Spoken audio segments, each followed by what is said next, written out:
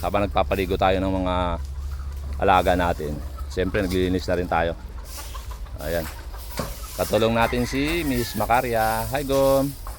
Ayan, very supportive kong miss yan sa passion natin. Siya po yung lagi kong kasama. Pag Friday, Saturday, Sunday, dito po sila. Saka yung mga bata. Dito kami sa munting manuka namin. Nakakatuwa po talaga kapag ang miss niya suportado kayo sa mga bagay na ginagawa niya. Saka nalilibang din po siya rito. Di ba, Mi? Ayan, chef. Ayan po. Parang April naman katulong natin. Ayan, mga napaliguan natin.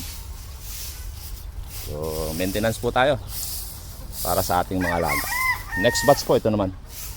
Bali, yan. Ando sila. Ito, puro lalaki na po yan. Puro mga ano na yan. Saka meron pa doon dalawa yun. Ay, thank you po.